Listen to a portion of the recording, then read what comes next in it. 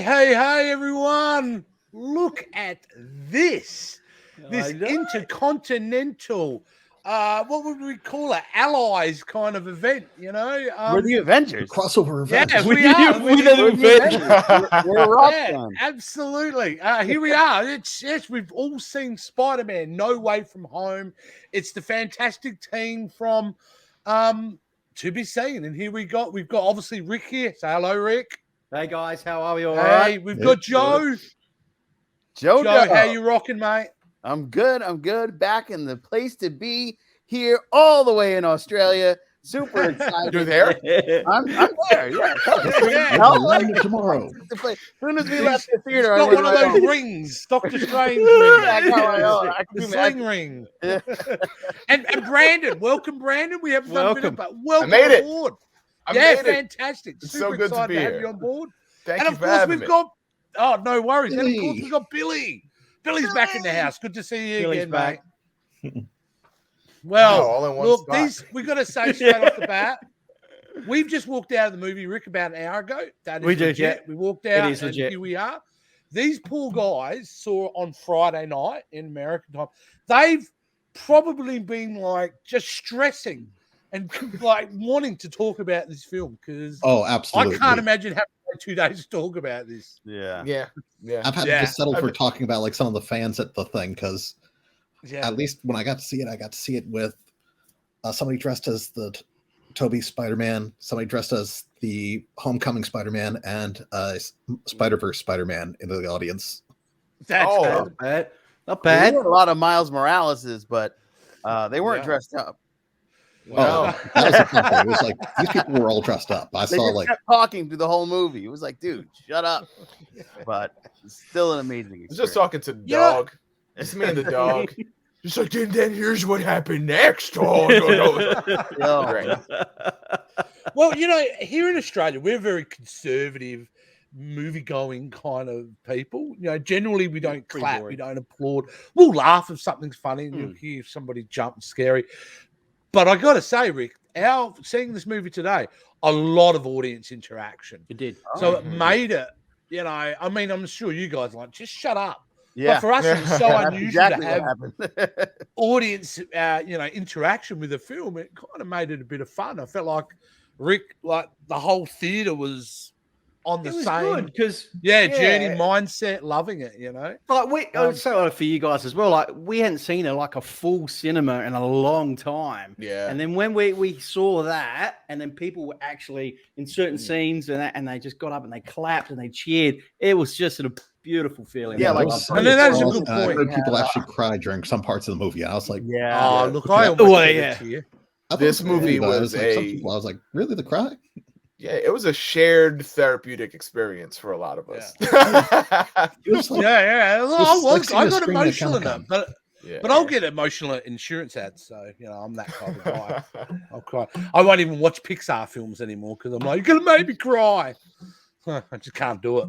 And they come out so but- often. Why do they want us to cry so much? Yeah. It's like I feeds on our saw, tears. I just saw Soul. Why you got Encanto out now? so- Give me a break. All right, so let's kind of get it started. I think we're going to go around the screen and we're just going to get immediate reactions to the film, whatever you like, first thing comes to your mind. And then I think we'll just dive into some of the meaty goodness in this film. Rick, do you want to start it off, mate? Your initial reaction walking out of it? Oh, mate, I just fucking love this movie from start to finish. It had me from the get-go. And I actually had goosebumps with some of the certain scenes with certain people that made their appearances. Obviously, Mate, this this is is- a major spoiler. Well, look, review, we so don't I'm have just to gonna say tell that. It's in the title. It's a spoiler review. So, Spoiler way. the first bit when I got goosebumps coming on is when Matt Murdock came on. Yeah. It was fucking awesome. And I just had these chills. I thought, this is just amazing. And yeah, man, everything was just so good. Special effects. I was just so invested in this movie. I just That's blocked great. everyone out. It was all good, man. So yeah, loved it. How about you, Joe? What was your reaction coming out of it? I want to say that this blew away my expectations. I kept fucking with a lot of my friends because I kept saying, Oh, you didn't know Toby and Andrew couldn't be in it because, it was the contract issues with Sony, but they're not actually in it. Like, I don't know why people keep saying that that's going to happen. Oh, I was teasing people about that too. But I was going with they got the 70s Spider-Man and the Japanese Jack one. Black playing one of the alternative Spider-Man. I would definitely be cheering for that. Yeah, there's going to be a part where it's going to be like, I'm Spider-Man, emissary of hell. But this is an emotional roller coaster, and I believe it was Stan Lee that said, "With great power comes great responsibility." Oh, when they drop that line. When they drop that line, man, holy shit! I felt the goosebumps, man. Yeah, and just the first appearance, like I gotta say, what got me was the acting from Willem Dafoe and all the villains. Like this was Jamie Foxx's redemption movie. I feel like this was even Andrew Garfield's redemption because his last Spider-Man. Talk about it's funny, even like the parts where they were like validating Andrew Garfield, it felt like this is trying to make up for like what fans said about you. Correct. Yeah. I'm so lame, and they're like, "No, you're amazing. You're amazing." You know what he deserves? You know what he deserves an award, Andrew? Giving him a hard time. And there was sorrow and loss in it because they nixed off our favorite aunt, and it was just like Aunt May. Whoa! Oh, you're picking favorite aunts now? Really? Well, she's I'm more attracted to the Toby or like the one from Spider-Man 1. Yeah, I mean, I don't think they could have brought her back. So, I'm just tired of getting into debates about like favorite Spider-Man. Now it's like, favorite aunt. Jesus Christ! I'm tired of debating with everybody. I just want to watch the movie. All right, Brandon, mate, your experience coming out. Obviously, you saw it with Joe. Were you guys in sync when you walked out of the cinema? You were like, shocked? Yeah, how did you feel about it? I had a lot of expectations already. I don't even consider them spoilers. They just felt like certainties. I knew certain things were going to happen. At least it seemed like certain things were going to happen.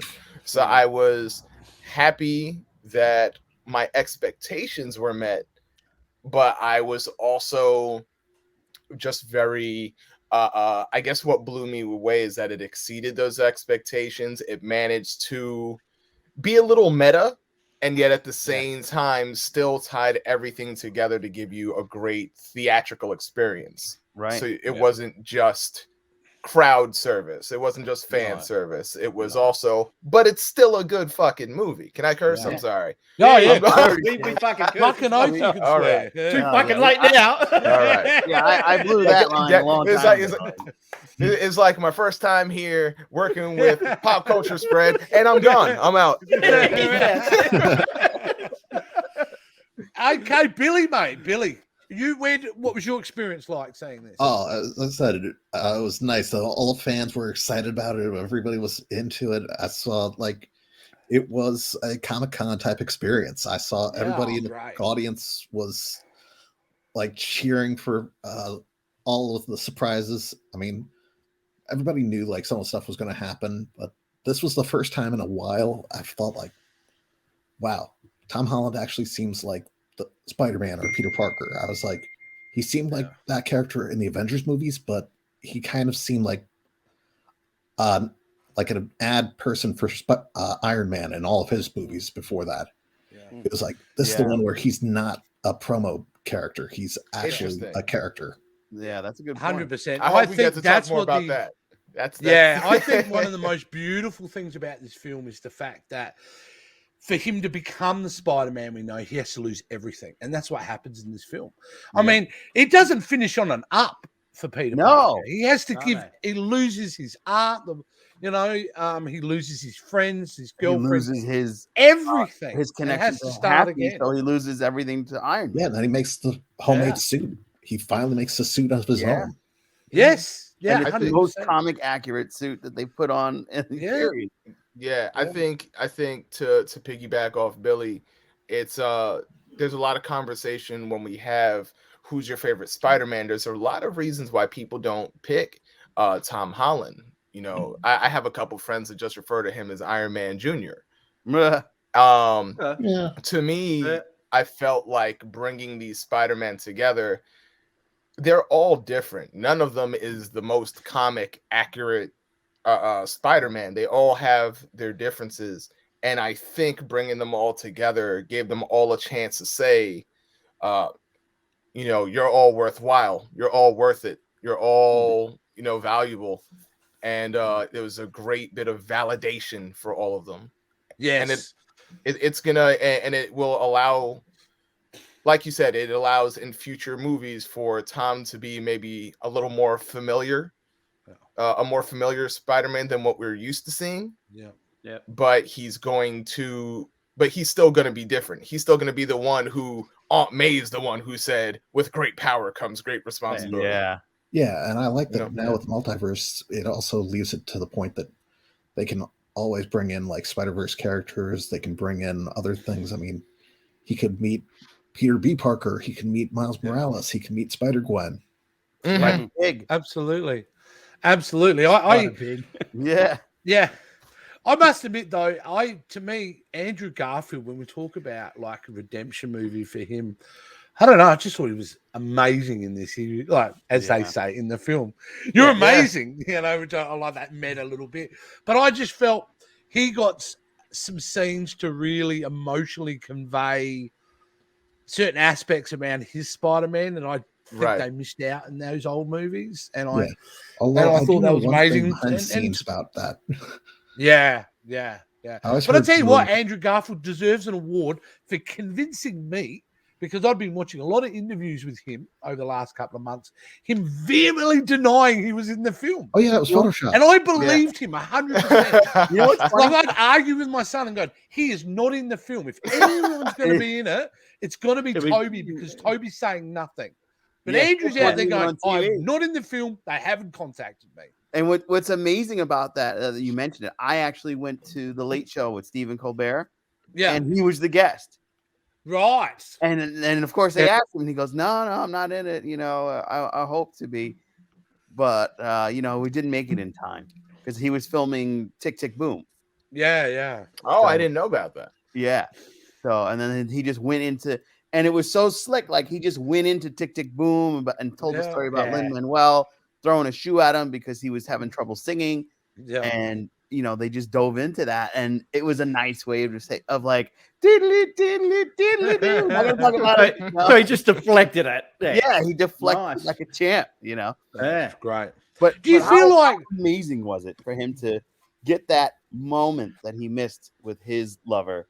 Oh, when he saved MJ. Saves MJ. Yeah. Beautiful moment. And how emotional I heard people clap, was. and I heard people crying. Yeah.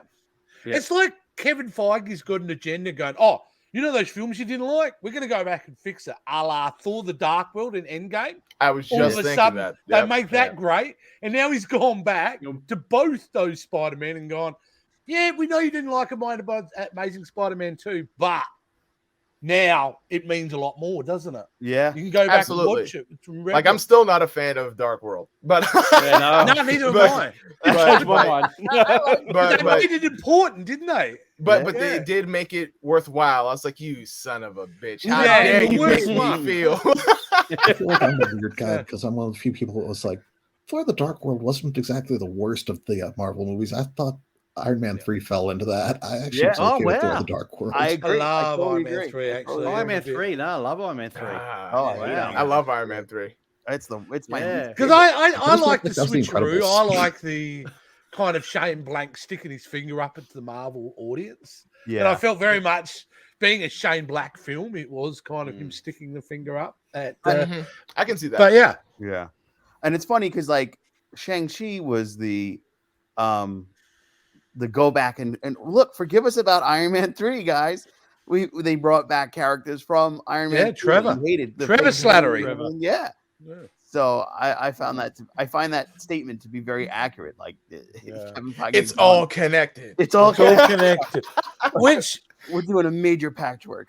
Except for Inhumans, they'll never talk about Inhumans. Goes wrong in the timeline. Oh no, we don't talk about Inhumans. No, that's not What's connected that? to nothing. What are you talking about? Inhumans. That sounds interesting. But we were talking about it early on. It's not bad, Billy. You should check it out. Yeah. But early on in the movie, we're talking about like everything's connected. Charlie Cox What a shock that was. I mean, that's in the first 5 minutes, 10 minutes? What I thought was brilliant timing is this dropping around the same time as Hawkeye's episode 5, I think it is. Yes. Has everyone seen that? Have we all seen? Yeah. We'll see. Yeah, good. Spoiler alert, Brandon. Okay, cool. Because now, in the same week, we got Daredevil and we got Kingpin both showing up in the MCU. Yeah. And such great timing. Like, yes, they didn't have to do that for us, but they did that for us. They did. Yeah. Disney Plus get some of the Netflix shows. Yeah. I want another season of Daredevil, and I think it will. Like Luke Cage, and maybe they can fix Iron Fist. They want to repair things. I don't know about that. Show. I think that's cool. What about? I don't know. It's gonna take a couple cameos, another movie. It's gonna. We need a lot of fixing to fix Iron Fist because that was just not. Well, great. Kevin Feige's really good at fixing shit. So he is. But early on in this film, I mean, it was interesting. One of the people we went with is not a big. It's my daughter's boyfriend. And he's more of a gearhead. And so it was interesting for someone who went in very as a casual viewer, what he thought of it. Because I felt very much that, that movie works so well based on the assumption that you have all the prior knowledge to all those characters. What's going on? Right. Because that's where the genius of this film works. It's the fact that you've basically done a Sinister Six movie in a way, haven't you? You've got that done, but not needing any exposition or any origin stories to those villains at all. Right. We've got them all. We've already seen all their origin stories. So able to kick in the gear and make it so complex because as an audience, we've got all that information. So I was interested to speak to my daughter's boyfriend about it. And he went, oh, no, it's entertaining, but there was a lot of it I didn't understand. But he goes, it was kind of, it was good. He didn't know about Doctor Strange. I think that confused him. Kind of like, the younger characters in the movie was like a wizard. The villains in the movie. What do you mean a wizard? Yeah. From Fantastic Four? Yeah. So, but I mean, it's good to hear that it seems to work well, even for the casual viewer. But I mean, I think that's where the genius of the film is. I can almost envision the Sony executive team at one point sitting in there going, all right, we really need to do a Sinister Six movie next for Spider-Man. Yeah. Right. And the other executive going, no, man, we need to do a live action in Spider-Man into the Spider-Verse. And I feel like they're going, fuck it, let's just put them together and make it work. And they did it, and they made it work. One more day, the least popular Spider-Man comic book story, and mix that into the thing. Yeah. Yeah. It's shockingly impressive how they were able to write this and have it connect so well. What's also shocking is we have a very bad Omicron outbreak of the virus. Yeah, we've got it here too. Oh yeah? Oh shit. Yeah, we've got it here. Yeah. And this has officially broken. I think it's broken Endgame's one-day record. Yes, or very close. What did he hit? Yeah, 205 million for Thursday, Friday. 200, that's insane. I want to say it's. I'm almost certain it's 205, and I think Endgame's like 210 or something like that. It's very close. And Rick mentioned earlier that it was we went to the first time the cinemas have been full in over 2 years. We'd been to the movies, but the cinemas were chockers. Yeah, it was packed. Oh, same with you guys. Yeah, it was packed here. The United States decided they don't care. They do. It's like, yes, I got we know that everyone's sick. That reason is to see Spider-Man. Yeah. It's like, Spider-Man's here. Let's go. Everyone go. Yeah. Oh, this is virus. Spider-Man's on. Not only is this the super cinema event, it's also the super spreader event. That's what I want. Yes. Do you guys have to wear masks when you sit down? Yeah. Yes. Here's the bizarre rules in here in Australia, even though this is on a tangent.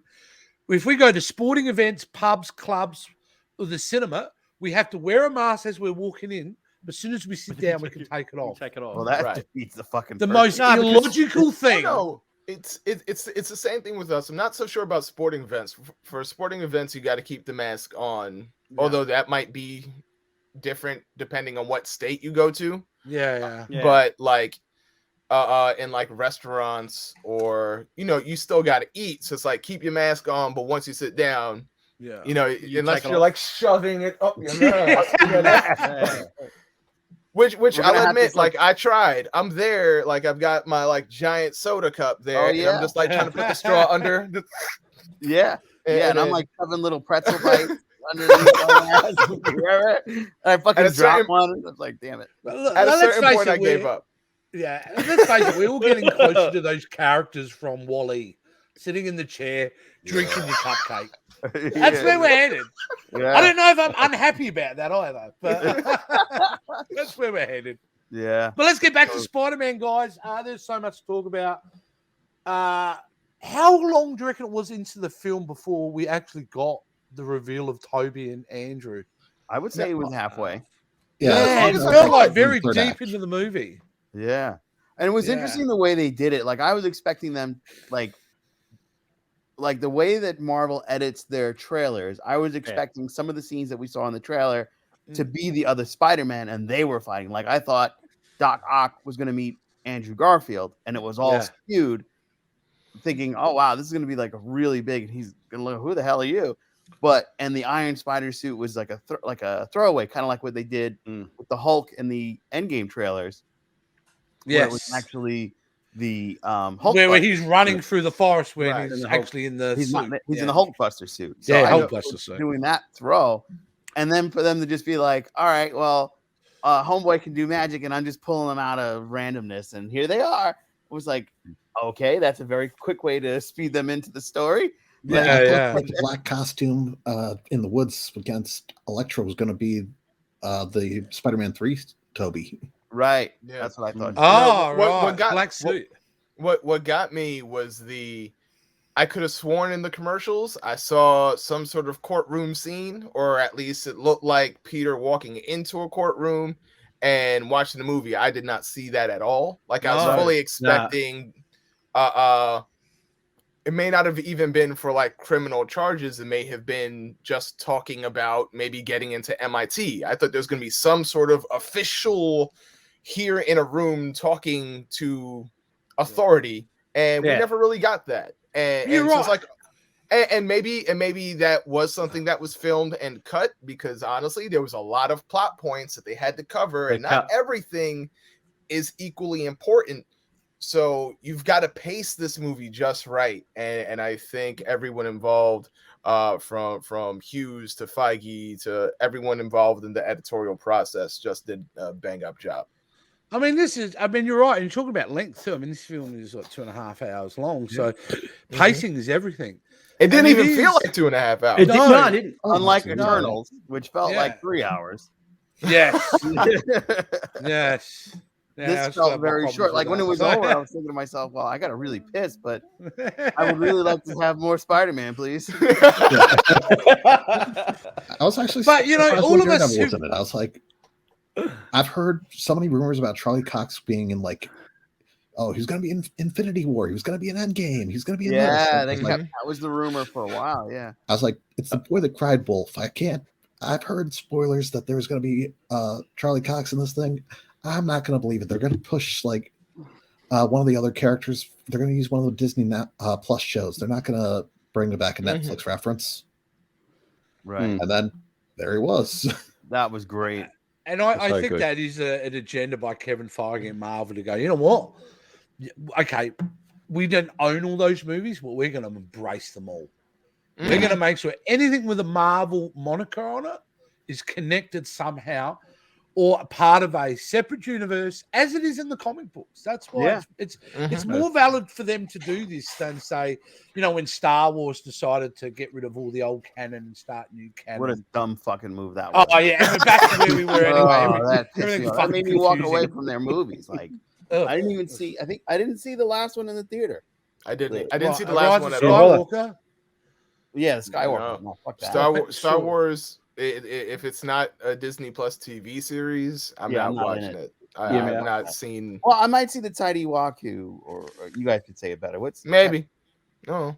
What? Taika Waititi. What is it? Taika Waititi. Okay, Taika Waititi. Okay, good. I always butcher his name.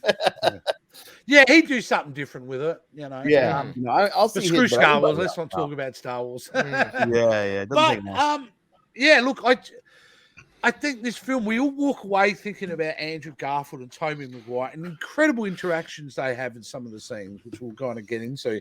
But there's someone we haven't talked about a lot. Is Doctor Strange plays a big part in the first half of this film. Well, except for when he's hanging above the Grand Canyon for about 12 hours. Pretty cool that was. But cool. the thing is with him is that I really like what they did with his character, because for me, I took away that Doctor Strange in this movie is a bit self-serving, a bit of a loose cannon.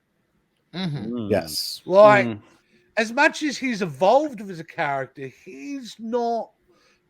I felt as Doctor Strange taken it seriously. Yeah, absolutely. It's because you shouldn't have done the spell. Period. You should not have done it. Right. Well, that's another thing that I felt like the commercials led me believe one thing. Like, I thought it was like the commercial showed Wong going, don't do that spell. Yeah. But in the movie, at no moment, when the moment came, it was just leave me out of it. It was don't do it. Just leave me out. Just walk about. Yeah, and then the throwaway joke about we've done it for less. Don't you remember the moon party? What moon party? There, so you go. Yeah, it was a throwaway joke. Yeah, it's the after credits scene. I can't believe they tied it to the What If show. Yes. Yeah, man. We'll get to that. We'll get to that. That is huge. Billy's always ahead of himself. All connected. I think. Yeah. I think with Doctor Strange is interesting because again, it goes down to the pacing and what information can we give you as quickly as we can, because in the end, it's not a Doctor Strange movie. So one thing that we know for sure is he's not the Sorcerer Supreme. Wong is. We know that now. And he doesn't have the Eye of Agamotto. He doesn't have the Time Stone. He has the eye, but it's just a pendant now, really. Yeah. It's just, I don't know why he's fucking wearing it. It's like, okay.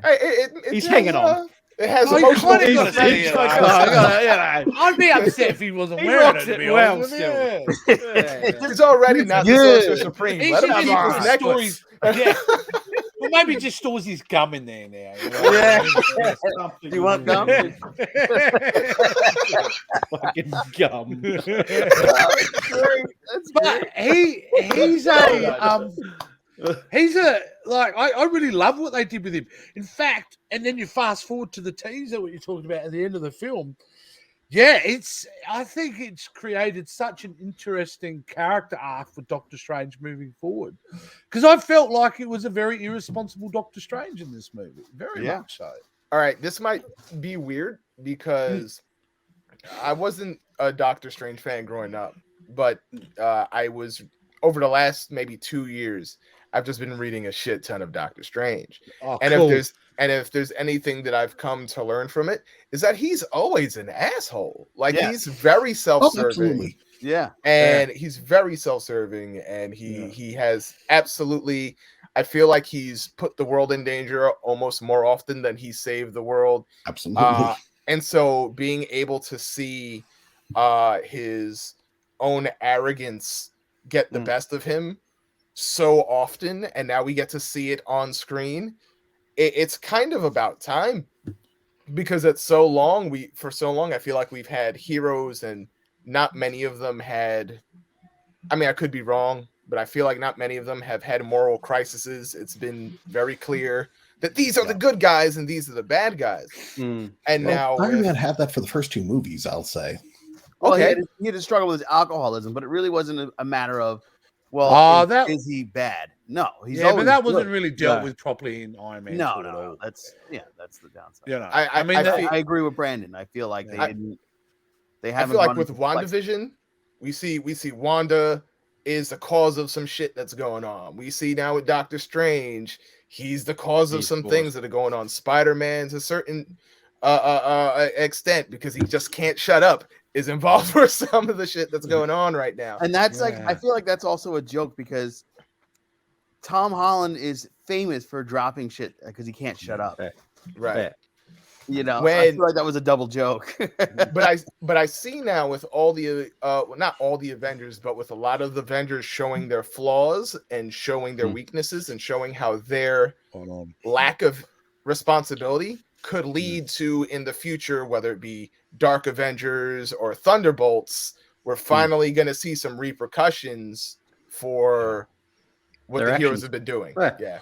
And I suppose that's so exciting to see. That's where I don't think a lot of the general public understand the beautiful complexity of comic books. And because they're now, like you said, we're starting to see the consequences of our heroes. We're going to get that. And people are going to see that, there are times where the good are good, but there are gray lines that heroes cross. There are selfish actions, just like any normal human being, and there are consequences from that. And I certainly think that is Doctor Strange and the Multiverse of Madness is a lot of that, I think, dealing with himself. Well, literally, in a way, isn't it? So Yeah. But I want to talk about that a little bit later. I think we probably should move on a little bit. What did you think about Zendaya? And I keep forgetting the other kid's name. Plays his best friend. Billy. No. What?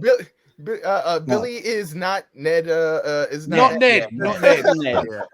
But MJ and Ned, bigger role this time. I would say more than anything, more crucial to the story. And did you feel those characters were? Yep, Or did and you we feel got a comic book spoiler. We know that Ned is eventually going to be Hobgoblin.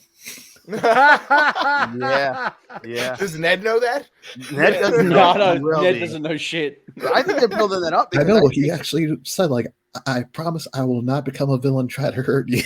Which I love. Wasn't there something around because he lost all that weight, didn't he? He lost all Right. that weight. Yeah. Oh yeah, he's got He was jacked. all- He's like he jacked. was, He looks like yeah, The and Rock. there was something. He's like really like big. I mean, he doesn't have that Samoa size. Yeah, but everybody's just joking. no. Make Ned Hobgoblin, damn it. yeah. The I guy mean, you never know what he's gonna be like. I know we're not talking about the teasers yet, so I don't want to jump into that. But if there's one thing, and I feel like I don't want to repeat myself. I feel like I've said it already.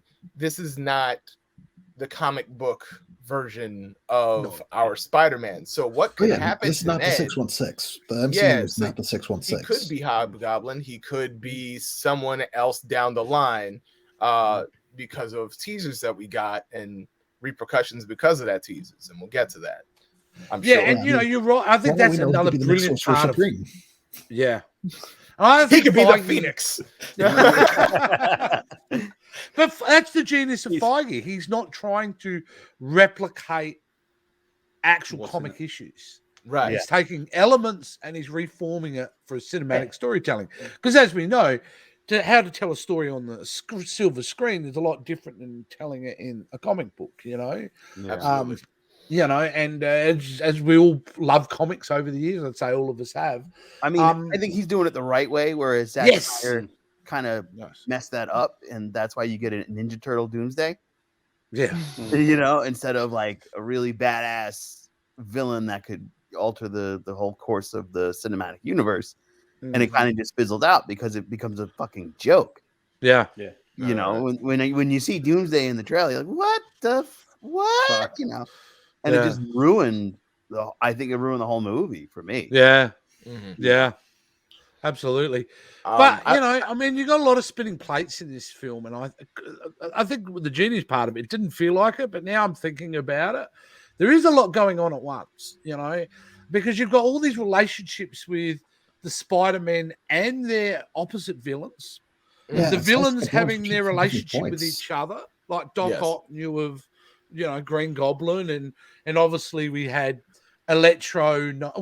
Sandman knowing of both of them, and then you've got the Lizard, Kirk Connors, but Jamie, Electro knew all about that. So you've got all these interwoven relationships there that they are dealing with on the screen. And then you've got all the relationships, between the Spider-Man. Then you've got Ned and MJ with Spider-Man. Then you've got, obviously, Aunt May. This is almost like Infinity War spinning plates, getting all the storylines to work.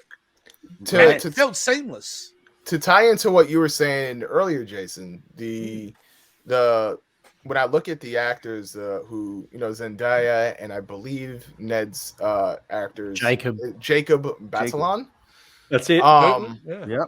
And I think it's very cool seeing how they've evolved, because the other Spider-Man movies Not to say that they didn't focus on friendship, but it was very much, you got your lead actor, you got your best friend, you got your romantic interest. And not to say that they didn't do that in the Tom Holland books, but I know towards the end of the movie, when we see what happens after Spidey saves the day, a lot of people immediately went to, at least at the theater we were at, and my own self too. I don't want to pretend that I wasn't guilty of it as well. It's like, oh, are Ned and MJ gonna be dating now?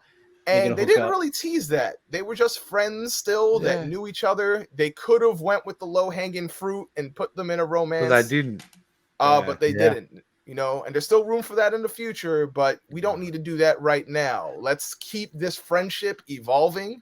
This is now 3 movies in, and you know, more if you count tie-ins. And let's wait for the next Spider-Man movie to let this friendship evolve, because that relationship is as important as whatever Tom Holland does in the Spidey suit. Yeah, I'm actually not curious. I just thought about that from when you were just talking about that, Brandon. But is Spider-Man still one of the Avengers now? I don't even know if there is an Avenger. No, look, at this point, I would say, the Avengers are just scattered. Yeah. At this point in the MCU, there's no one really leading the charge, you see? No. I mean, like Captain America and the Winter Soldier. Yeah, well, they're off. Like, obviously, we have now new Captain America, but there's no cohesive. And I think you've got to do that, don't you? I mean, if you're going to have any storytelling device for the next Avenger movie, we've got to get the band back together. I mean, you're going to have that, you know. And I don't think it's way to bring in those younger kind of characters that they're currently developing in the Disney Plus series and stuff. I have a concern overall with the MCU, to be honest with you, and this film probably didn't help with it too much, and that is the need to expand the roster so aggressively. As much as I love seeing the Spider-Man, and I think it works for this film, I'm concerned that in the next 3 to 4 years, we've got way too many characters for storylines to keep the audience emotionally connected in the long haul. Our fanboys will be into it, but what will the average person think when they go, now, who's this character? Oh, okay, Miss Marvel, She-Hulk, Moon Knight, Fantastic Four. Like, that's a lot to put on to people. Well, I mean, you got to think about when the X-Men were doing their movie thing. You got a ton of X-Men. And how much? How many stories are there to tell? Taking like different genres and mixing it up. Yeah. But wouldn't it, like, your average ordinary person, moviegoer who doesn't follow you, who's not a fanboy, just want to enjoy the movie? They don't really care who's in it. If you're going back, though, Rick, for the 30th time into the cinema, you probably do care at that point.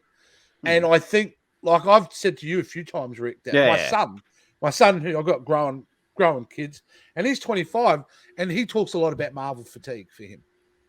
A lot of young kids talk about that. Yeah. Well, they grew up. He grew up in that's been his whole life. Yeah. Marvel films are the biggest films at the cinema, period. This is weird because this is a topic itself that could be an episode. Yeah, we should move on.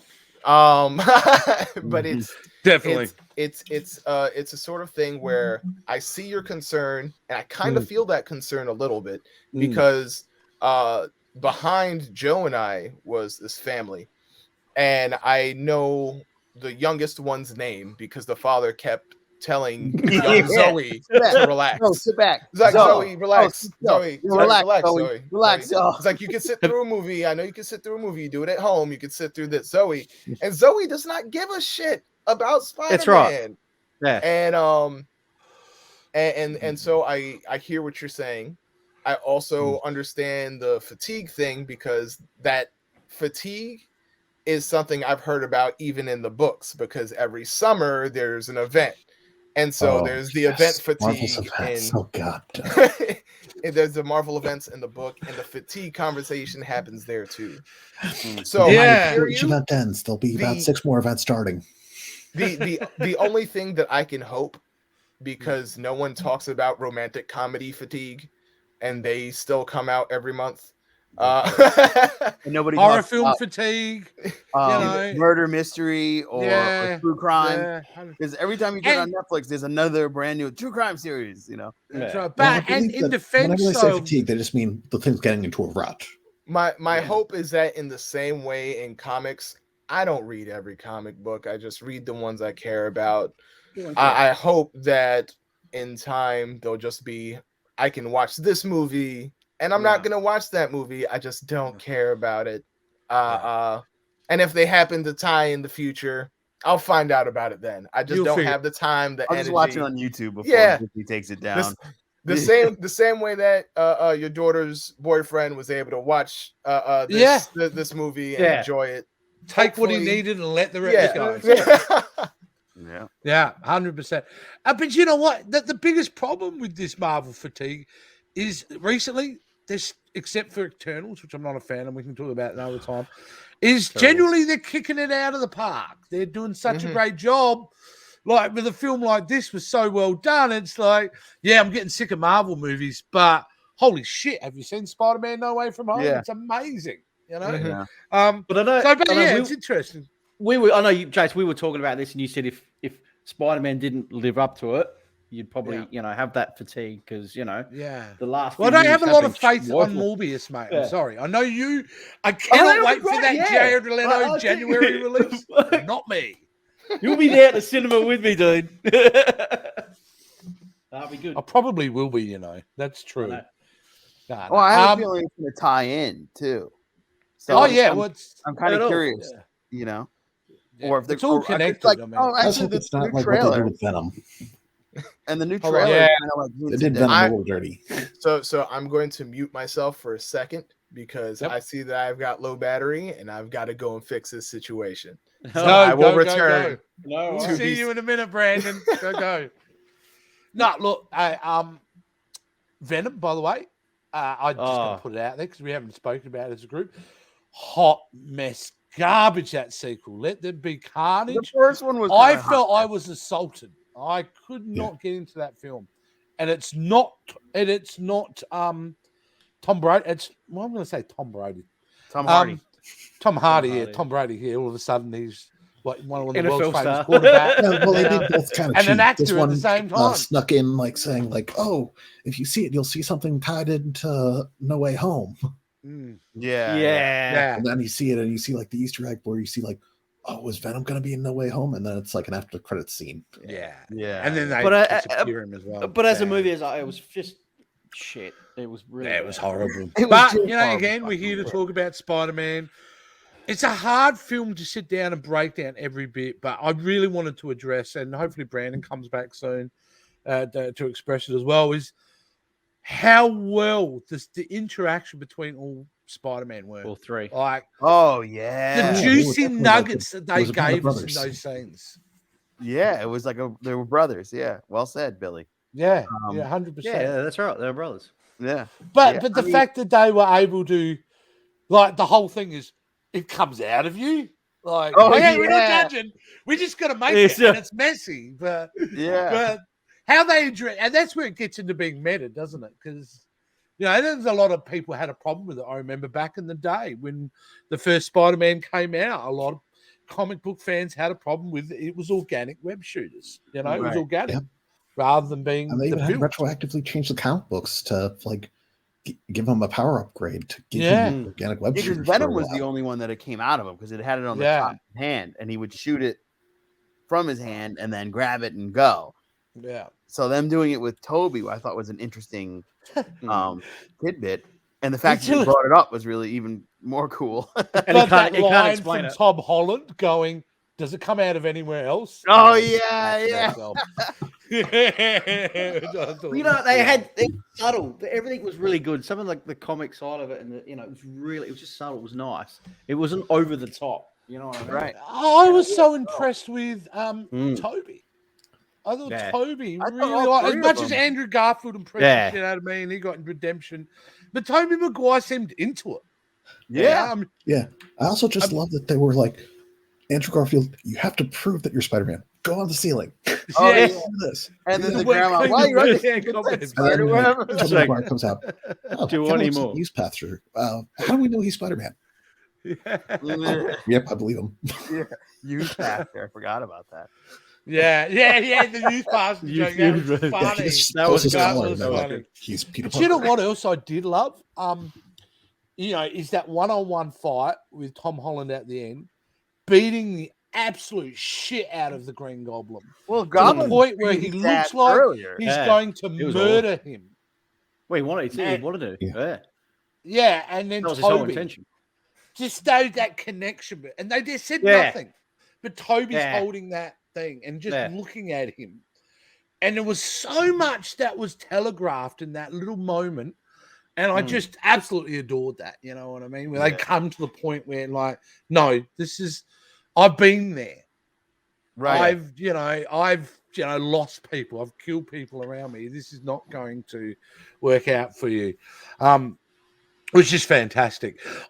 For a while there, I didn't think Toby was actually going to get in the suit because he's just in his youth pastor outfit. You know what I'm saying? And I'm thinking, he's got in his contract. You go, look, I'll come back, but I ain't wearing that bloody suit again. But no, he was in it. It was great. The memes. Right back. Yeah. Yeah. Oh God, our Spider-Man got older with us. Yeah. Yeah. You know what I thought was really sweet? The fact that he indicated that him and MJ were able to have a marriage for all that time. Yeah. So the Kirsten Dunst, they made it work. Yeah. And I thought that was nice to hear that. You know what I mean? So, he'd given up walking down the street doing his dance moves. He's not doing that anymore. They had a happy marriage. So that's great. You know? We all had a jazz walk down the sidewalk phase. Jazz hands. I almost expect him to take some of the dust from Sandman and throw it in somebody's eye. Yeah. But how amazing was Aldo Montoya and Willem Dafoe? Oh my God! Did you read that article about William Dafoe? Said the only reason he would come back, he put it in his contract that he got to do all the stunts. Really? Because for him it was unfinished business. Wow. Yeah, I did see that. I saw that today though. I didn't see that like earlier. So it's like I'd read that about a week ago. Yeah. Yeah. Well, everyone was Alfred Molina. Oh my God. It was great. How good was he? Oh yeah, I call him Aldo Montoya. I don't know why. He did it for the money. Yeah. He did it for the money. I'm sure they all did it for the money. Yeah. When I was watching this at one point and going, holy fuck, that's a $250 million film just paying salaries alone. Well, they got it back in the day. Toby's not coming back for less than $4 or $5 million, surely. This is going to be $1 billion movie, I guarantee you. Oh, yeah. Because people are Have we going actually back. looked at Box Office Mojo? Let me just chat away, guys. I'm going to bring up got it Box at Office Mojo. 165 right now. Sorry, what have you got it at? 165. Wow, that's insane. Yeah. What was But on I think it was CNN, they're 250. saying the Friday alone was 121 million, Wow. and Yeah. there's the weekend is at 242. And that's your domestic box office. That's not Yeah, the global. that's just the Not US. worldwide. You know, we Yeah. got to get the crawl on the bottom of the screen to just keep updating us with money information. Wait, Because- you got market ticket? I think you could do that here if you want to. You can actually. You can. You can. Do it, Chuck. Do it. I was really Yeah, I was like, how did this happen? 99. Do it. But yeah, this is going to be the epic event. Like I was super excited to see that Ghostbusters is on track to hit 200 million. I can't believe we have to wait till fucking January to see that film. Yeah, I can't believe it either. Actually, they showed the trailer. Is this not true? Rick? Yeah. They showed the trailer. I threw off my glasses and went like this for the whole doing thing. this. I was so annoyed of seeing all material about it, and I've waited so long enough, because I'm obviously old as fuck. I remember being 11 and lining up to see the original, and then going back and again and again and again. The nostalgia factor for that film for me is off the charts. Yeah. Off the charts. And you won't be disappointed. That's all I'll say.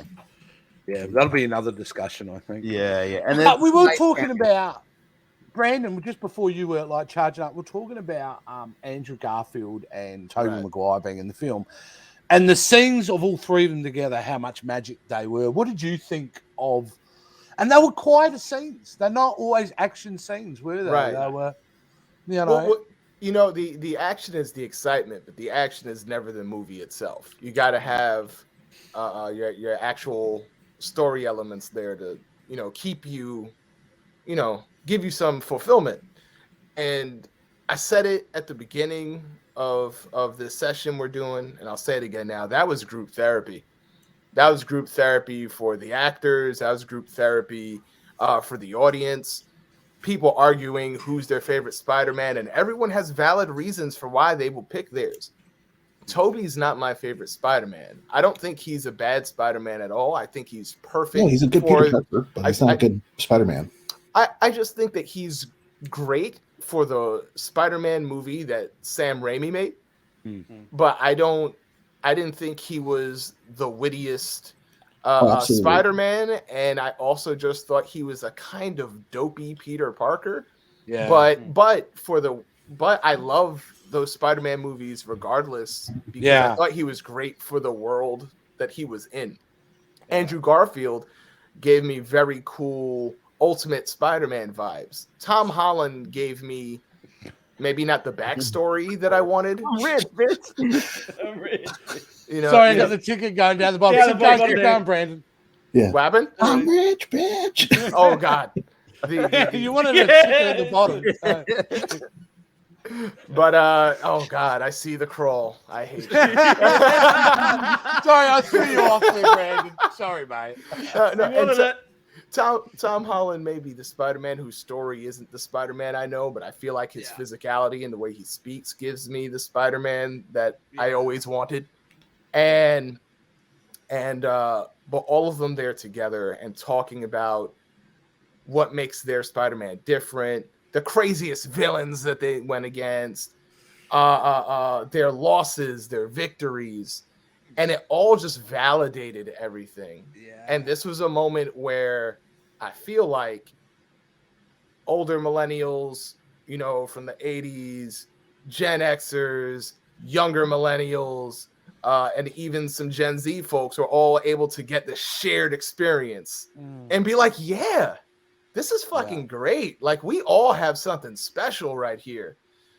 So that moment with them all together, beautiful. That's so true. A lot of films are usually a reflection of what's going on in the society at the time. Mm-hmm. And Spider-Man does give you that message of like, we've all gone through some shit in the last couple of years globally. Right. So in a way, it's time to heal, stick together as a community. Everyone's experience is valid, and we move on. And I thought that was absolutely 100% right there, Brandon. How about you, Billy? Like the villains they fought, what has been your experience with the previous Spider-Man movies? Were you a fan of Sam Raimi's stuff? Oh, I was a fan of like all of them, as weird as it is to say. Yeah, okay. Because like I saw like the Sam Raimi ones had a little bit of the Stan Lee era Spider-Man vibe. I thought the Andrew Garfield, it actually didn't seem entirely like the comic books, but it kind of had like a TV show vibe to it. I'll rant that, I'd say. And then the Tom Holland ones always felt like a combination of the Brian Michael Bendis and Dan Slott runs of Spider-Man, where it's like, oh, he's one of the Avengers. Oh, he has like the Iron Spider suit, all these other things and he's always part of a team, and where his supporting cast kind of got pushed to the side a bit. Yeah. And now it seems like they've decided, okay, Tom Holland Spider-Man, he is the Spider-Man. We're making a new storyline just for him. These things are actually going to have like combination of all best elements going forward. You will see new experiences. This is going to be different from now on. I also feel like this was a passing of the torch. Like, I feel like Tobey and Andrew can walk away from after this movie. Oh yeah, everybody got a redemption. We put our stamp on Spider-Man, and now this kid's doing it after this movie. Like, I really feel how it ended really gave it their blessing for him to carry on. And both those guys didn't leave, left their roles in with a lot of negative backlash. Obviously, Spider-Man 3 and Amazing Spider-Man 2 weren't critically or fan applauded. So it was nice, like you said, they got a moment to thank the audience in a way for being Spider-Man, and also validate their characters. Yeah. No, absolutely. The when you hear about some of the stories, like I think I'm not sure if it was Spider-Man 2 or Spider-Man 3 for Toby. I think but you know, Toby also had really hurt his back doing some of these stunts. And like I said, I don't know if it was the first one or the second one. Actually, it was the first movie. Yeah, so it was the movie Seabiscuit where he injured his back. Oh yeah, injured his back there. They actually almost replaced him in Spider-Man 2 with the horse, Jake Gyllenhaal, because they weren't sure if he was actually going to be able to recover and return for the role. Yeah, and so I'm sure the experience behind the scenes, not just the finished product, but I'm sure when he looks back on that time, when he's not looking at the money from that time, you know, there's some things that he'd like to maybe do over, you know. So and I'm glad that everybody got their chance to really end this on a positive note. Right. Yeah, absolutely. Like, there are no flaws in how they handled the main character. Even the villains were treated probably with more dignity than some of them deserved. I mean, I hated the Lizard as a character, but I really enjoyed him in this movie. Yeah, right. You know? Yeah. And so, Jamie Foxx getting redemption too, because his blue Electro was ridiculous. But in this movie, I felt like he was the most powerful one of the eels. Well, it happens to people. Yeah, you know what? That's it. It embraced the stupidity, the absurdity, and everything of the comics. But you know what? They never at any point made it look, maybe with the exception of when Tom Holland was laughing at Otto Octavius's name. Yeah. But like, at no point did they just like, this is just part of the world of comics. It's like, yo, you got to be careful where you fall sometimes. Yeah. It's like that is how a lot of our heroes and villains are just made. It's like, there's some nuclear testing going on. Yeah, some bombs dropped over here. Yeah, I fell into this. That's literally electric eels. I fell into I'm not a radioactive spider. What was it? A vat of toxic waste fell into my eyes. And now I have a rat signal hearing. Can I just? Yeah, go on. Can I just say, Jon Favreau in this was just. Marissa. We forgot how. That's right. He, you know, I loved it. I thought he was Happy Hogan. He just, you know, he lost everything as well. Yeah. Well, Jon Favreau is a human being. He is God for me at this point, because going back to Star Wars, without him, I'm not into Star Wars anymore. So. Yeah. And as Happy Hogan, he's been a really strong character throughout that series, and a good interconnection with Tony Stark. You know, to keep that legacy. So how that's going to go? You know what I mean? Like, but now he doesn't know Spider-Man. So how are they? No, that's right. How's that going to go? That's right. Yeah. No, it isn't. You know. I didn't even think about that, but in many ways, Happy Hogan has been kind of our Rick Jones. You know, great example. Yeah. And I didn't think about that until just now, because there really hasn't been anyone who's just kind of been there from beginning to end. And the way that Rick Jones was by the Hulk, the way that Rick Jones was by Captain America, he became Captain Marvel. He was so close to Captain Marvel, you know. It's to a certain extent, that's who Happy Hogan was for us, because he was there in the first Iron Man, and he's here with us now. And I don't know how many movies John is going to be in, because he's got a whole career just like everybody else does. Yeah. But I would love to see him come back future movies down the line and see how he evolves. I think you will see more of him. Yeah, but I heard like it was almost like a flip of a coin, because his involvement in Star Wars, they were talking about building him up on the level and having him get killed in this film. But the same way he directed the first two, and then Iron Man kind of disappeared, and then came back for the to at least appear as Happy Hogan in future roles. look, he could be gone for 10 years and then show up again in 11. Like, I don't. Yeah. I just hope we get to see him again because he has a fantastic story. Yeah. They haven't even touched on a lot. Yeah, of and hopefully he's a happier ending than Happy Hogan does in the comics. Yeah. He got the best. He got to, he slept with Marissa Tomei. So that's what he was. And so didn't Doc Ock. There's more for him to Doc sleep with. Doc Ock did too. Well, I would. Look, let's not rag on his emotional state in this the film. Aunt May from the other one. I gotta be honest. I'd be crying too if that Aunt May had like dumped me as well. I'd be crying. Oh yeah.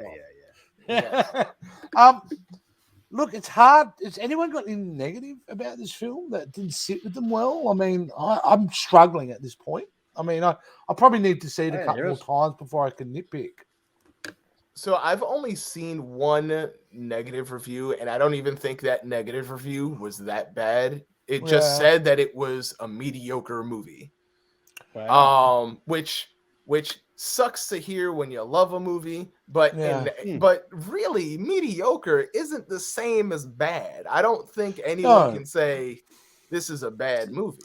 And I think you'd want to know in what context they consider it mediocre compared to the MCU, because maybe that's what they think all MCU movies are. Well, you know what? It's funny. On my perspective, I felt like this was better than half the other MCU movies. Like, I'd put this up on the Endgame level, and I preferred it to Endgame. Yeah. I think this is by far my favorite Marvel movie. Jason, I would say it's in the top 5. I mean, you got Infinity War. I'd say No Way Home, Iron Man. Wow. Endgame. Don't make me do this. Don't just... Top 5. I ain't doing the top 5. I'm trying to leave out the fact that I was going to put purposely Incredible add Hulk the in there, dark but I'm going to be that guy. You can have that.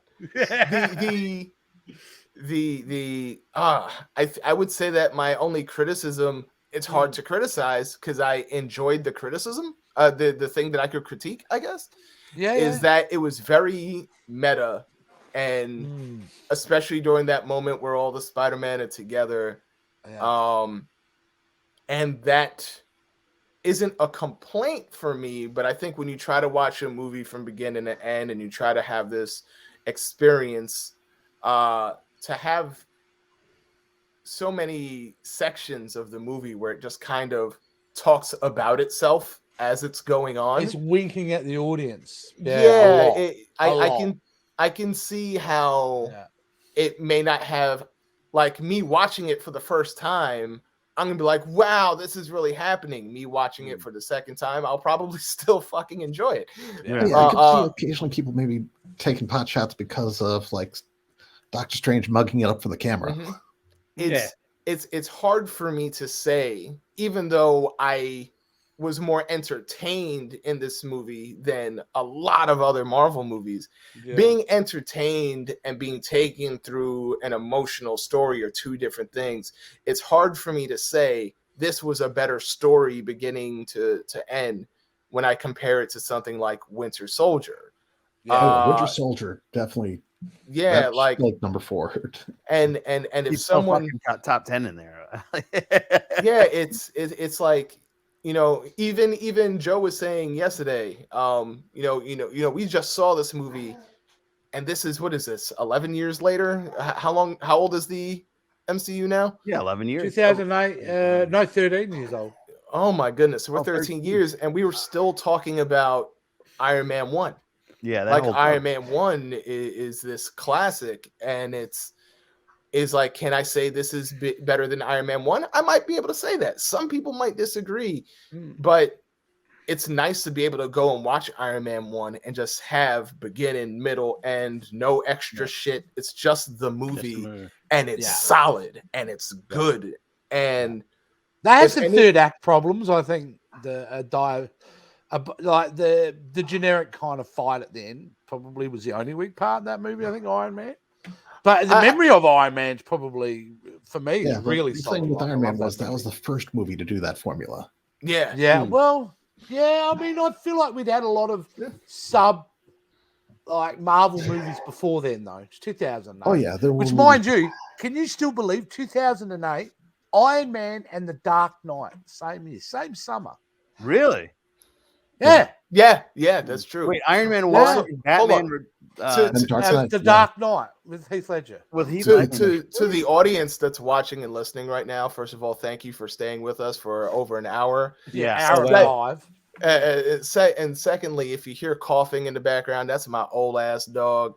And if you don't hear it, great. If you do love it, if you do hear it, just gonna have to get over that because he's here, and it's over here in the United States, East Coast. It's 1 a.m.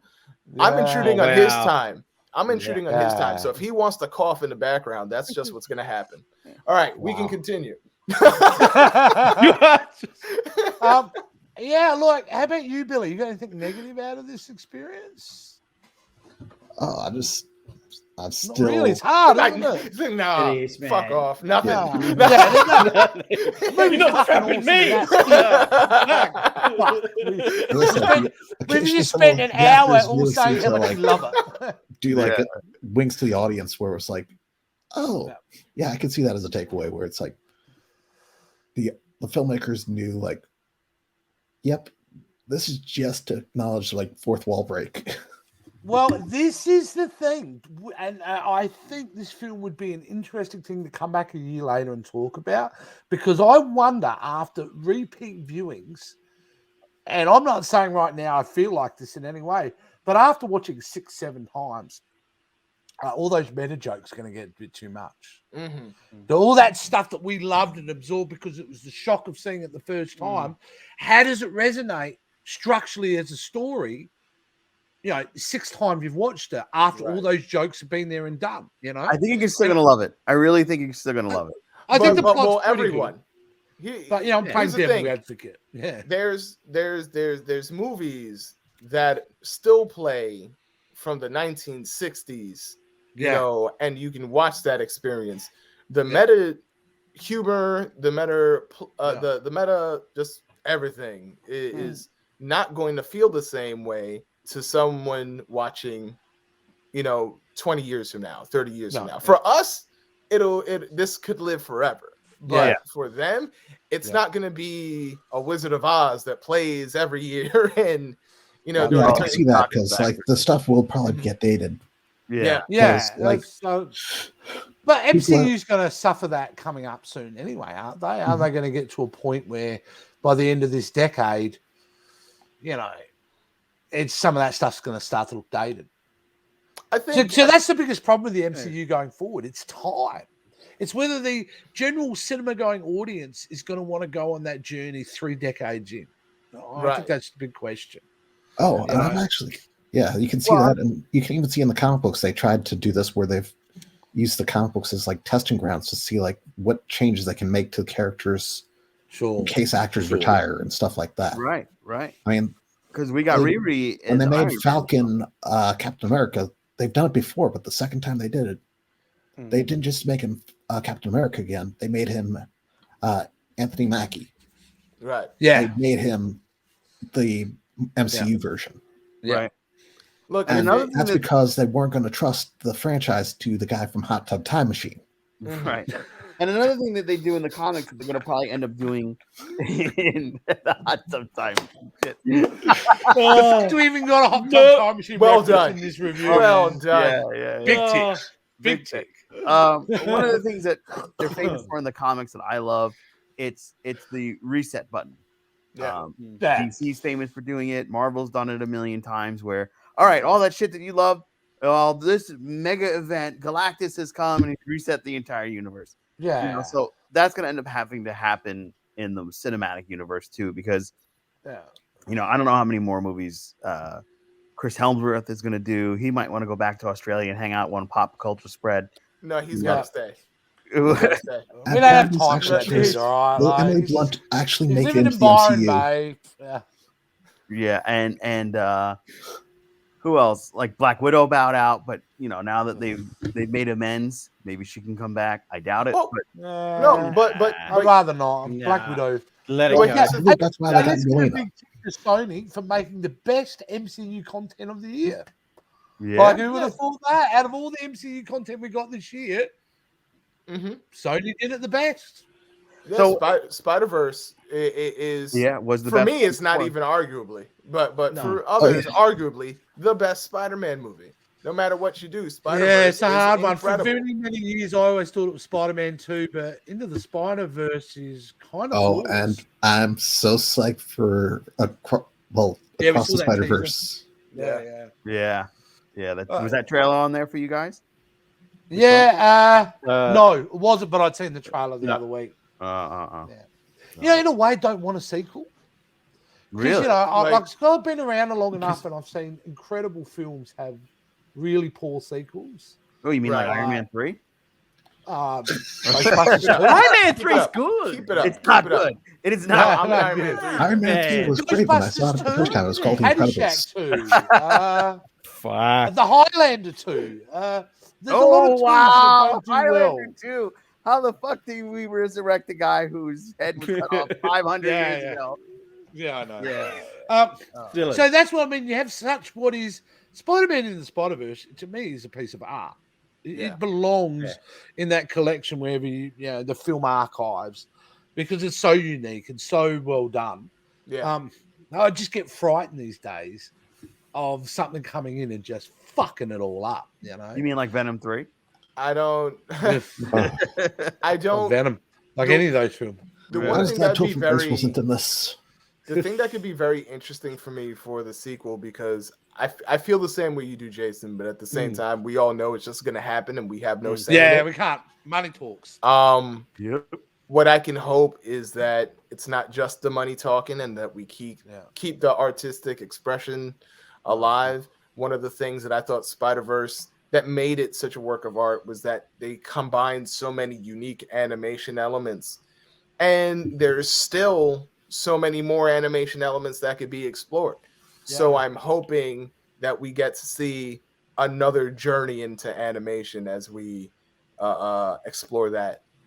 Yeah, and also too, like what makes that film so great too, the character developments in the Spider-Verse, like Miles Morales as a character, like you're talking to a middle-aged white guy, and I found him ultimately relatable. As a character. So I was locked in with him throughout his journey. Right. You know, and that's what I want to, if I'm going to get a sequel, I've got to see more development of Miles Morales. I don't want to see him end up being, you know what happens in a lot of sequels there where the main characters end up being spectators in their own films. I just don't want that to happen to Miles Morales. Right. It's critical that we follow his journey and we don't get caught into bells and whistles with that. So which this film could have done quite easily. And again, another plot to the film is they didn't do that. Tom Holland wasn't a passenger in this film. He was front and center. His Spider-Man mattered. Yes. And that was great. All Spider-Man matter. It's what oh, that's gonna have to hold a sign now. Go to your street. Biting my tongue right now. With that one. Me and you are gonna have some words after the show. Yeah, wow. Yeah. So look, I think we'll better wrap it up because we're an hour and a quarter in here, and I do want to talk about the teasers. So let's just wrap up the main film overall. Okay. And I'll just go off the straight. Yeah, look, where it sits on the pantheon of Spider-Man movies for me, I don't know at this stage. It's definitely up there. But, you know, it really was like being in a candy store and being given the keys, you know. Everything I'd ever want out of Spider-Man was there, and it was being thrown at me left, right, and center, and I was eating it all up. It was great. I mean, it wasn't just the fact that Andrew Garfield and Tobey Maguire in it. It's just that we're fucking good in it. Yeah. Tom Holland was great in it. Everybody worked. You know. Yeah, I mean, like the whole concept of making, like I said in the beginning, a Sinister Six movie and mashing him with the Spider-Man into the Spider-Verse movie, and to actually make it so great, that's an incredible achievement.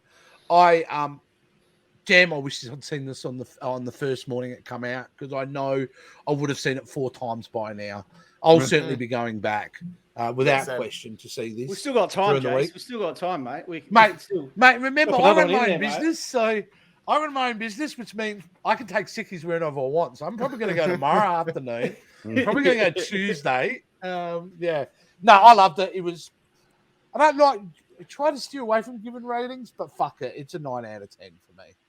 Haven't you, Rick? 9, dude. Yeah. Yeah, man. I fucking loved it, man. Like, there's so much high expectation for this movie, and there was so many fan theories, and everyone was like, you know. And then when I did that complete radio silence when the movie came out, so now I'm so glad that I did that and stayed away from everything because it just kept going, you know. Because everyone was throwing shit at me. I'm like, no, shut up. I just want to go in there and fucking watch this as for what it was.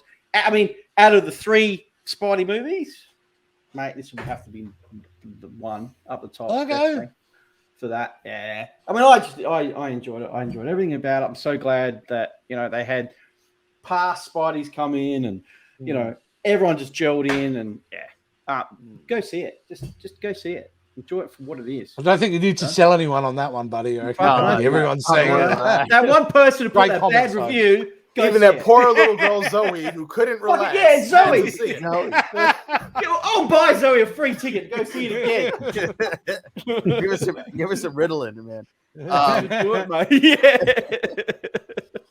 This is my top 10 Marvel film, period. I think this is a 10 out of 10 because I'm a sucker for nostalgia. The music that I listen to, the shirt I'm wearing, this is a 1980s cartoon because that's the era that I most fit in, minus the politics of that era. But it's amazing to have a cinema event where your series improves upon itself. Like the first Spider-Man film, Homecoming, was cute. I really enjoyed it. It was the first movie that I saw with my wife while we were engaged. So it was like, you know, I'm growing up, Spider-Man's growing up. You know, it was a cute like connection.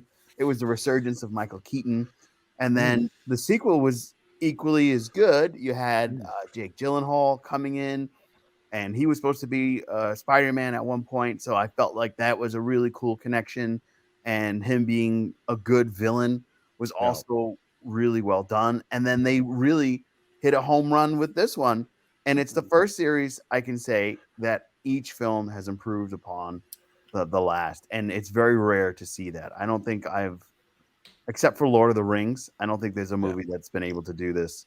And they can all rest easy knowing, hey, we did it. We made a series of 3 that are actually good. Everyone gets better. Instead of, well, 2 was shit, or 3 was shit, or 1 was just okay. No, each one was great. But they just keep getting better, and I'm so glad I was there. And To Be Seen and Pop Culture Spread coming together across the globe in this metaverse here just adds another tick in the hat, man. This is just amazing. Fantastic. How about you, Brandon? Tying up your experience, your thoughts. It's hard for me to rank because very much like you, Jason. I hate trying to like rank these movies and give them because they shift, don't they? Yeah, it's what tough. mood you're in. Yeah. I can say that this was a pivotal non-Avengers movie because very often Marvel movies get criticized for not having any consequences, maybe not having any emotional stakes, no permanence. So it was like there was some real emotions here, and feelings of loss happened, and consequences occurred. So that's the thing that's going to stick with me the most. That I had a real emotional experience at this movie, and so for that alone, it earns high marks for me. I could give that a 9 out of 10. Yeah, also fantastic. Well, thank you again for having me, because Joe already gave his thank you, so it's a pleasure to be here.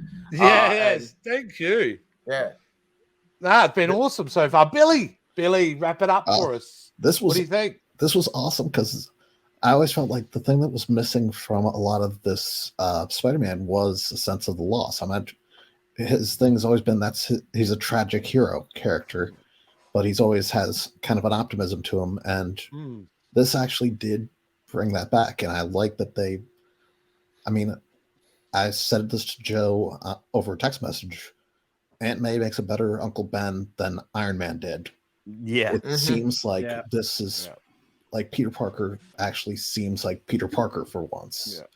I enjoyed this a lot, and I feel like Marvel actually did give the character the weight that he needs for his character. Right. And Fantastic. it's been awesome doing the collaboration. Yeah. Ned leads. Ned is going to be the next Venom. Oh, I'm sorry. No, that's great. And we will type the show, but just like a good Marvel movie, we are going to have an after credit scene. I do want to talk about their after credit scenes in a minute. But yeah, what a like, great movie. It's great that you guys made your time for us because let's face it, it's 5 o'clock in the afternoon where we are on Sunday. These guys have the easy shift, you bastard. Yeah, so like you guys, it's are what actually is it? 2 o'clock now. in the morning at this point. It's 1 in the morning? 1:27. Yeah. Holy shit, guys! Thank you so much for doing this. Yeah. This has been absolutely phenomenal effort. And next time we'll flip the script. We'll keep our lazy asses up all night. And you guys can have the easy. And you guys, yeah. Yeah, so that's fair. Good. Absolutely. And next time, can we get Billy to play the piano? Yeah, Billy. Just get like, that you must be You gonna intro us in? I just gotta make sure that and also, I don't know if anyone's probably said, they probably have said this to you, Brandon, but you've got like a Dave Grohl vibe, mate. I hear it all the time. Yeah. Do you get that all the time? Yeah, all the Haven't time. you, Joe? I thought you would have. Yeah, he's got No, especially I'm a big music guy. Yeah. You think I yeah, would've- that's what I. yeah. If I cut my hair, Dave cuts his hair. I shave my telling you, beard, mate, Dave shaves his. He's doing it on purpose. He's following you around. Man. Yeah. I just kept looking at your hair, Brandon, going, fuck. I remember hair. Is your dog still alive, Brennan? Is he still kicking? Is he? Yeah. Somehow, some way. But he finally went back to sleep. Yeah, like, okay, because I'm quite sure he was making all that noise trying to shut me up. I was like, no, I can outlast you. You go back to bed. All right, now let's get into this after credit scene. First after credit scene, I'm going to say pointless, meaningless. Don't know why they did it. That was a deal that was made clearly. Well, added nothing to me. I can absolutely tell you why they did that. With the release of all the special tech that he's had, now that everybody's forgotten him, we're going to get the black suit in the next movie because he's going back to basics. We need a little dot of it. So he left the dollop there, and that's somehow going to find its way to Peter Parker, and we're going to get that black Spider-Man suit. You know, it's funny. So on one of the comic conversation episodes I've done, someone left a comment asking when the blip happened, do I think the Venom suit got blipped with Eddie? Like, hypothetically, like, would Venom go? And I was ready to be like, yes, he would go. And I was gonna provide like scientific reasons why I think he would go. And I never made that episode because I'm a lazy piece of shit. But now we have this happen, and some of the symbiote stays behind. They just fucked off the whole idea. It's like, well, now I know that they can be separated even in the event of a blip. Well, for me, it's just like I like Tom Hardy as Venom character. I just don't think the movies are well done, to be honest with you. But it also felt that after credit scene is like, we don't need you anymore, Tom Hardy. We'll still do our version of Venom without you now because we've got that droplet there. So we can organically move off. Well, I like Tom Hardy. It just felt very much just shoved in. And some of them are. Eternals had some horrible ones, but they really shoved in that kind of, let's get Tom Hardy in there because he was in the after credit scene in Let There Be Carnage. Was not a fan of that one. How about you, Billy? Well, pretty much Let There Be Carnage. You went to see the movie for the after credit scene, and then shit movie. See how will it tie into Spider-Man? Yeah, and then you find out, I sat through that movie for nothing. Yeah. You know, I joked that Ned Leeds is going to become the next Venom, but I'm actually not sure that Tom Hardy is going to necessarily be gone. Yeah, I think we're going to get. We're going to get multiverse version. I think we're going to get MCU's version of Eddie Brock, Because right now we have this in Sony's Venom. We have this Venom that has no ties to Peter Parker, but there needs to be that tie. And so I'm hoping Matt Gargan or Flash Thompson Venom. I mean, they could. Flash Thompson Venom would be. Though. Yeah, not that douchebag Flash No, Thompson that kid's too. Yeah, I'd want comic Flash Thompson for that. I'm hoping that what we see is that as Peter Parker has this new life, because nobody knows who he is, he's gonna have to get a job. Maybe he ends up working for the Daily Bugle. Maybe he meets Eddie Brock, and we get a more comic, accurate Tom Hardy still playing the role. Yeah, that would be interesting if they had their own. That would be cool if he could cross the universe and be the same character. Like if we could have the same J. Jonah Jameson, we could totally. Which is a different. I mean, he could play evil Venom because he's an excellent villain. Tom Hardy, because he was Shinzon in Star Trek Nemesis, which no love, but. But Ned Leeds does have those new abs, man. He does. He's working on man. Look out, ladies. Rock, that's for sure. One of the longest reviews we've ever done on this channel, and I would assume for you guys, definitely the longest end credit scene. Yeah, absolutely. We're keeping that tradition with Marvel films. We were checking out, but we keep going for 20 minutes longer. All right, guys, we're going to end it now. Thank you again so much, everyone out there. We want to hear, as much as we've been crapping on for an hour and a half, we want to hear what you guys think of this film. What are some of the things that you agree with, disagree with, some points maybe that we didn't make that are important to talk about? And you can do that on the Pop Culture Spread, social media. And Joe, I want to throw it over to you and how they talk to be seen. Friends, family, children, boys, girls, children of all ages, I want you to join us deep down in the universe of To Be Seen. We have brought together for the first time in history Billy from Trail of Fiend and Comic Conversations' own Brandon Lou, and we are excited to be with you here on Pop Culture Spread. I am so glad, and I want to hear every little tidbit that you want to say. If I look more like Uncle Fester with my short hair, let me know. Comment below. Let's get into it. There's so much to digest. There's so much more for the future, and we want you here. So make sure that you subscribe, not only to tobeseen.com and not only to our wonderful social medias like Twitter, Instagram, and Facebook, but make sure you subscribe to Pop Culture Spread and their Twitter, Facebook, and Instagram. It's a must for all. We're going to leave it at that. We'll drop the links down below. There you go. See you guys. Like, subscribe.